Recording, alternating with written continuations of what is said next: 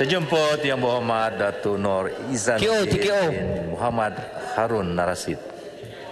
Terima kasih Datuk Speaker. Soalan Koti Tinggi nombor 5. Ya, sila Yang Menteri. Bismillahirrahmanirrahim. Assalamualaikum warahmatullahi wabarakatuh dan salam negaraku Malaysia.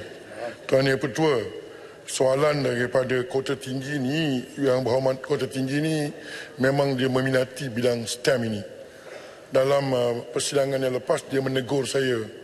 Dulu saya kata saya silap sebut STEM ni STEAM. Jadi dia kata bukan STEM, dia kata adakah STEM itu bidang baru. Hari ini saya make sure kerana pronunciation saya itu betul, STEM. Ya. Tuan Yang Pertua, Kementerian Sains, Teknologi dan Inovasi melaksanakan pelbagai program pembudayaan untuk pendedahan kepada masyarakat termasuk generasi muda untuk meningkatkan minat mereka terhadap bidang sains, teknologi, kejuruteraan dan matematik atau STEM dan seterusnya memilih kerjayanya dalam bidang STEM. Antara program yang dilaksanakan oleh MOSTI ialah National Innovation and Creative Economy Expo 2017 ataupun NICE 2017 yang telah berlangsung pada 12 hingga 16 Oktober tahun 2017 di Taman Teknologi Malaysia, Pusat Sains Negara dan Planetarium Negara. Penganjuran NICE 2017 adalah satu acara tahunan terbesar yang mempamerkan teknologi R&D tempatan supaya ia dihargai di samping menyemarak membudayakan budaya sains, teknologi dan inovasi STI di dalam segenap lapisan masyarakat. Expo NICE 2017 diisi dengan program-program yang merangkumi aktiviti berbentuk forum, pertandingan, pameran dan edutainment.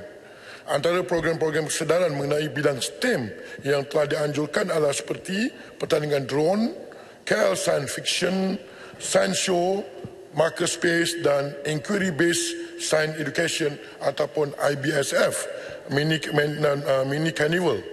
Untuk makluman ahli yang berhormat, selama 5 hari Expo NICE 2017 yang berlangsung, ia telah berjaya menarik seramai 300,000 orang pengunjung. Usaha MOSTI tidak hanya tertumpu kepada acara NICE sahaja pada 2017, malah MOSTI juga giat melaksanakan program pembudayaan yang menerapkan elemen STEM menerusi program Creativity dan Science for You, Science Fest, National Science Challenge, National Space Challenge dan pertandingan robot tempur. Program ini dilaksanakan secara berstrategi Lautan Biru ataupun NBOS, Lautan Biru Kebangsaan atau NBOS, bersama dengan kementerian dan jabatan seperti Kementerian Pendidikan Malaysia, Kementerian Pendidikan Tinggi, Kementerian Belia dan Sukan dan badan-badan bukan kerajaan yang lain. Tuan Yang Pertua, dalam menghadapi cabaran revolusi perindustrian keempat, penguasaan bidang STEM adalah penting untuk memastikan negara kita mampu dalam berdaya saing dan kemajuan teknologi telah pun mengubah bidang kerjaya masa depan yang kebanyakannya berandalkan pada STEM. Oleh itu, MOSTI mempunyai program outreach yang dilaksanakan dan telah memberi kesedaran dan pemahaman kepada orang ramai, terutamanya generasi muda berkenaan dengan pekerjaan baru yang bakal diwujudkan pada masa akan datang. Kalau dulu kita tak pernah dengar bidang-bidang kerja seperti yang akan muncul, dipanggil cyber expert, data whatever, data analyst, astrobiologist, sustainable engineer, avatar, developer, digital, image consultant, drone pilot. Semua ini adalah bidang-bidang baru yang akan diperkenalkan apabila STEM ini, peluang-peluang pekerjaan dalam bidang STEM ini.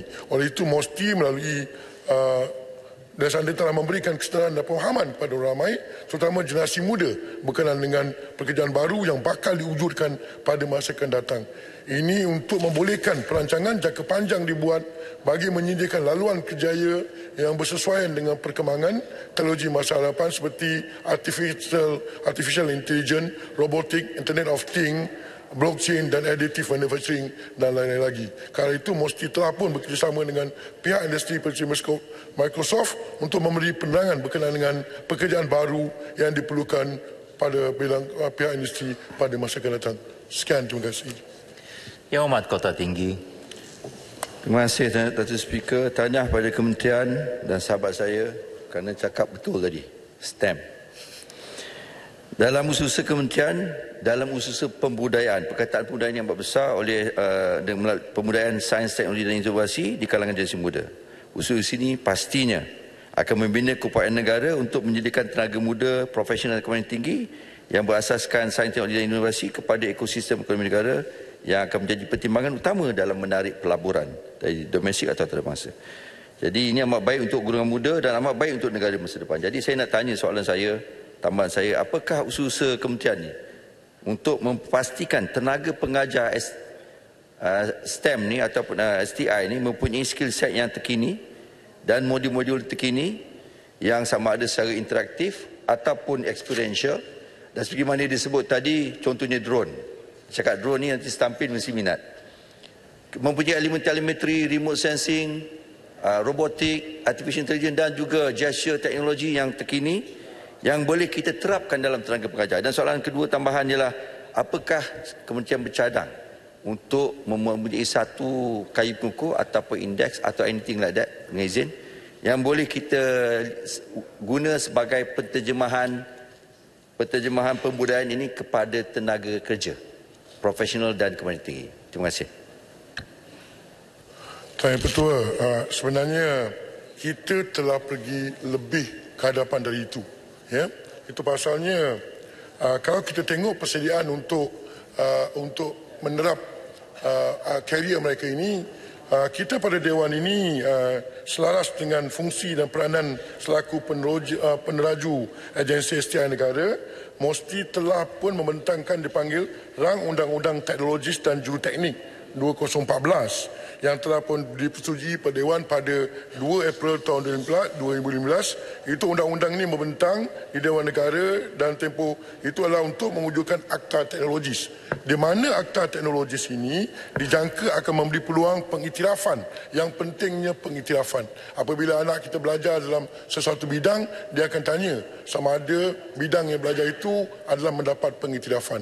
Oleh sebab itu, kita pergi lebih awal daripada itu, di mana MBOT ini akan membagi penarafan pengiktirafan kepada pelajar termasuk di politeknik dan juga universiti, di mana akan membagi manfaat kepada 400,000 graduan teknologi kejuruteraan yang bakal dihasilkan oleh Malaysia Technical University Network yang pada menjelang tahun 2020.